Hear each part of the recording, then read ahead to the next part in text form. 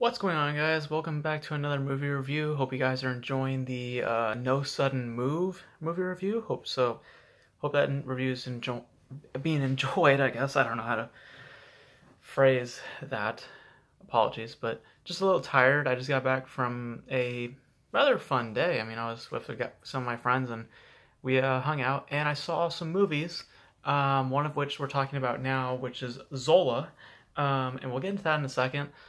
Firstly, I wanted to say I also saw Boss Baby 2, and if anyone wants me to review that, I will gladly do it. But I can, as you can tell from my tone, I can very much tell you how I feel about that film in like a minute. So it wouldn't be a long review.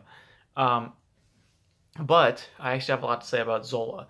So Zola is about, just to lay it out, it's about this person named Zola. It's based off of a true story, and she's a waitress, and she strikes up a friendship with this person named Stefani, who she meets, and they uh, eventually partner up and join in as strippers, um, and they go on this road trip with like a pimp and then this boyfriend, and some crazy stuff happens along the way that I will not spoil, but needless to say, it is a whirlwind of events, and it's as the synopsis is kind of laying it out to be a see it to believe it type tale.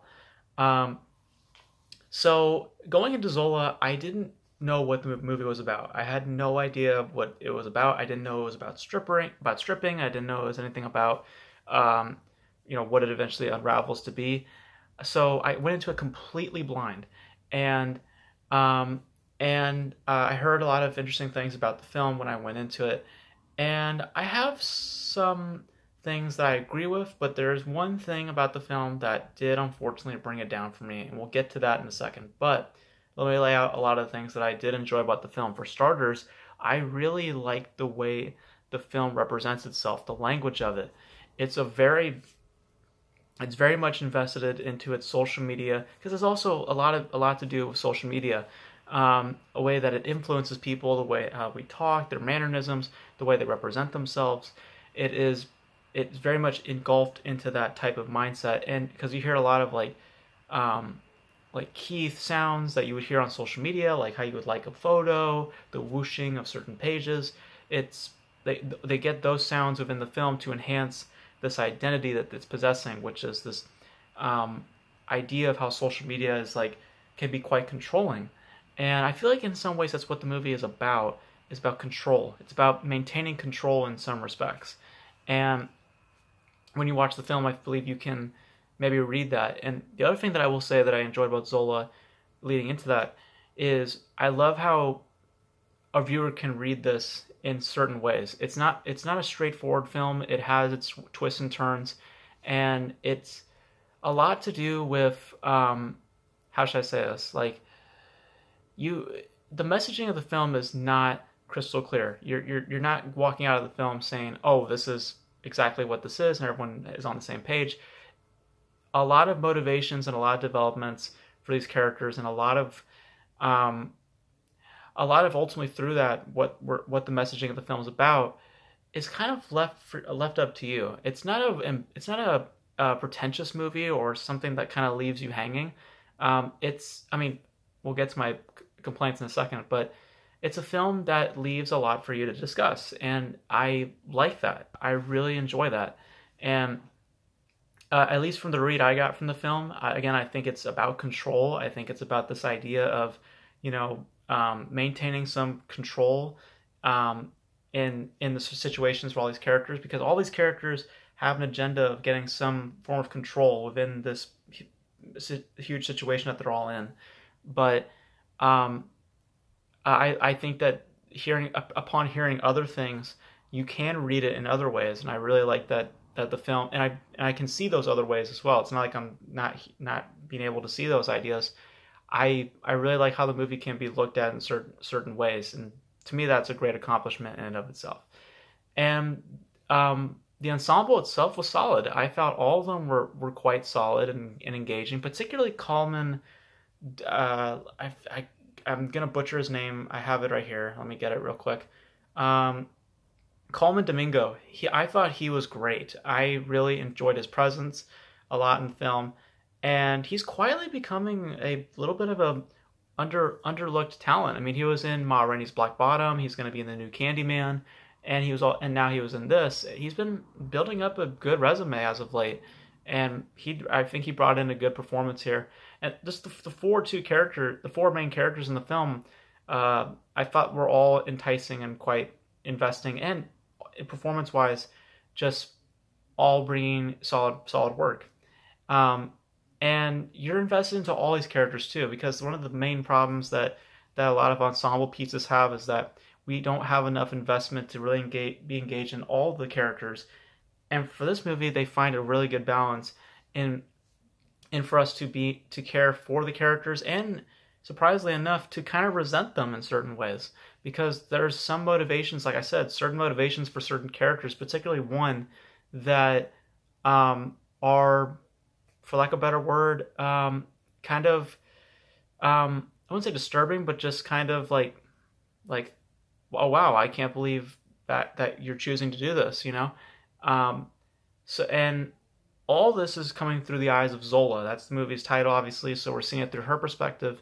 And you could just see how really tortured she is, and how she just really wants to get out of the situation, and really maintain some form of control with herself, and not feel like that she has to be pulled around and stuff and such. So again, I found the read of it to be interesting, at least from my read, and I just liked the fact that it can be readed in different ways. I like the performances quite a lot, and the big thing about the film that everyone's talking about, and to me is easily a great thing about it, is that it has a very unique visual style. The way it represents itself, again, I think it plays a lot with abstract imagery and certain cuts within frames, and it makes it as a very dreamlike experience. And you're kind of off-putted at first. You're like, is this meant to be like fantastical? There's some elements that are not real. And I think it's just visual style. I don't think it's playing around with like psychological ideas. But I did enjoy the visual style of it. I thought it was very unique in how it was, in what it was, and I found it to be enticing. It wasn't like trying to be, again, pretentious or anything of the sorts. It just played so well to the narrative. So all that was good, from, again, the language, the way you can read it, the ensemble, this visual style. All those elements are great. So why did the film fall short for me? It's how it ended.